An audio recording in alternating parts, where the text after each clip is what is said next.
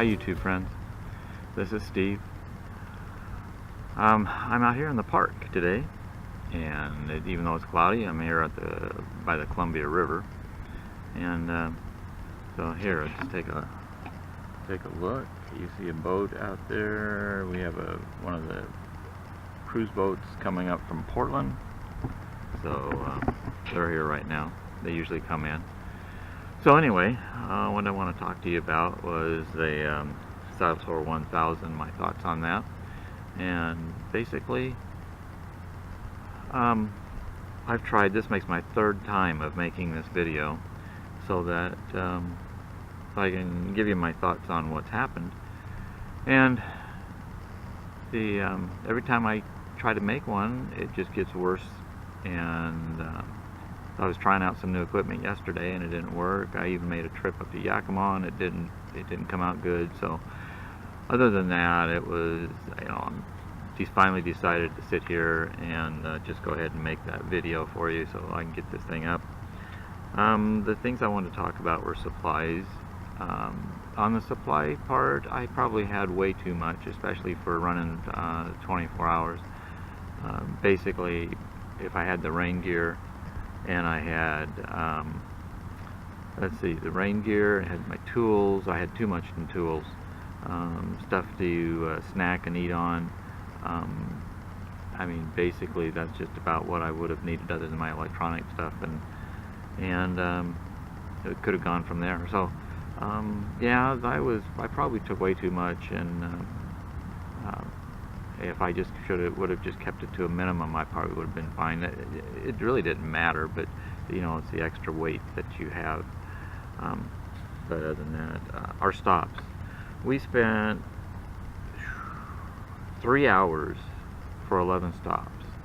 We figured between 10 and 15 minutes at a time, and which wasn't bad. We got some rest and went to the bathroom and got a snack to eat or something before we took off again. But what we finally noticed towards the end was we were sort of behind on time.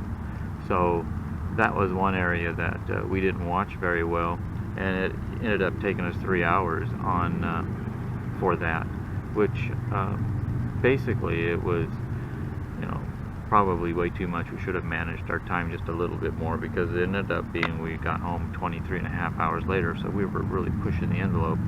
And but then again, we went 1,240 miles, so that 1,240, that 240 miles was something that was counted in as our time. So with our time, so it was around here in Washington, Idaho area, you're sort of stuck on time or on roads that you try to do, and so that was one of the areas that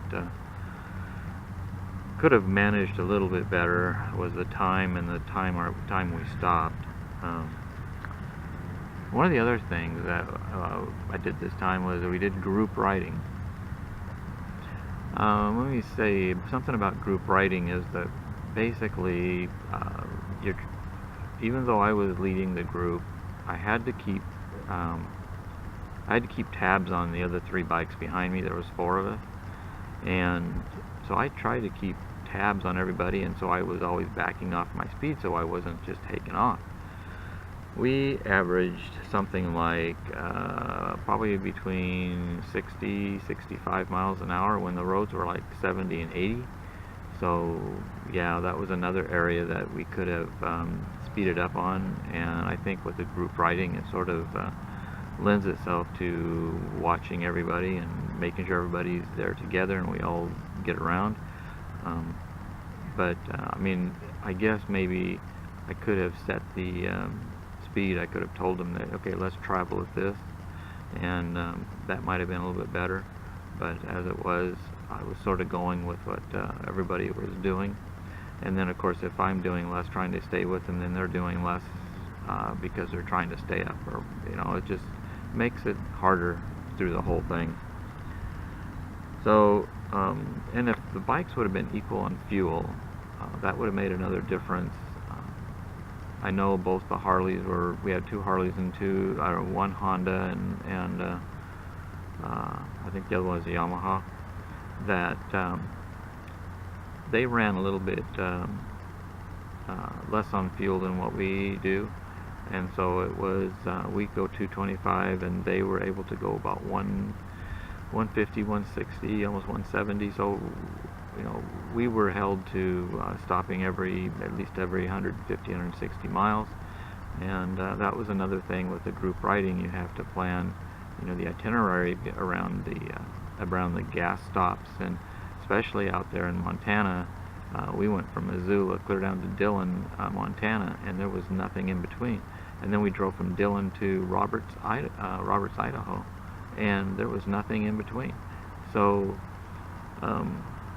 yeah, we just you sort of have to plan it, and sometimes you have to stop before that. But you know, it's something that you know, the gas stops are really important, and so I learned that as well. As far as emotions, it is a tiring, grueling 24 hours. We got up at we left at 2:45, got back at 2:15, and I mean, I really wasn't tired. My problem was that I'm a diabetic, and I didn't check my blood sugars all day, and all I had were some snacks. So I mean, I was in, you know, personally I was in trouble myself. When I got home, I was shaky and a little bit lightheaded, and that was because of, you know, myself not doing what I should have been doing. So, but it is tiring. Now, I wasn't sore. I wasn't sore till the next day. Got some sleep when I got home and got up. We were going to do the 1500, but when we woke up, it was just hard. So hard to get us to going again, and so because we were so sore, so we decided not to do that. Now I'm, you know, thinking back about it, I wish I'd have gone ahead and done that, but that's all right. Could I have made the bike more comfortable? My bike has cruise control, the highway pegs, and I have a backrest. The seat was very comfortable on my bike, and so I really don't need anything else from that. I mean, I guess I could have had a gel seat or something, a pad or something down, but really, you know, overall, I didn't really need anything more than that, so I did pretty good at that. Biggest question, would I do it again? If you'd asked me one day after the trip, I would have said no, I'm done. But now, about 3 days after, I got thinking about it. I'm already planning the next ride. My goal is to reach the Bun Burner 1500. I would like to do the Bun Burner 1500 Gold. That's in 24 hours. The Silver is 30 hours, and the regular Bun Burner 36. So you get the 36 for the main one. For the Silver, you have 30 hours. For the Gold, you have 24. I hope I said that right. And so I'm already planning, I would like to go to the Gold, and that is my goal, to reach that one. That's in 24 hours. We did 1250 in 23 and a half. I've got to squeeze out another, I got to squeeze out another 250 miles or more, probably 250, 300 miles, just to make the Gold. So now I got to figure out where I can get that, and it could be the gas area. Maybe take less time in the gas. If I take less time, not any more than 5 minutes, maybe I can make that. We'll see. But I've got to knock off that 3 hours of gas time. So anyway, that is the update on the SaddleSore 1000.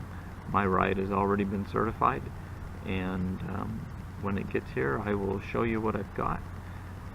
And then the next one is the 1500, and I do plan on, right now the plan is to do that on September 2 of 2017. So I will have that ready to go. And again, just making sure the bike is ready and everything's ready to go, and I'm ready to go too. So yeah. Anyway, this is that was my thoughts on the SaddleSore 1000, and maybe this might help you. Maybe sometime I'll show you exactly what I took. I have it all listed, of course. We made a spreadsheet of it, and we showed all the stuff on, you know, averages and stuff like that. So I used 36 gallons at a cost of about $85, so it wasn't bad. So anyway, so you have a good day, ride safe, and if you like this video, go ahead and give me a thumbs up and subscribe, because there's going to be more rides coming up. I try to do them often. So like I say, be safe. We'll talk to you hopefully on the next ride. Bye.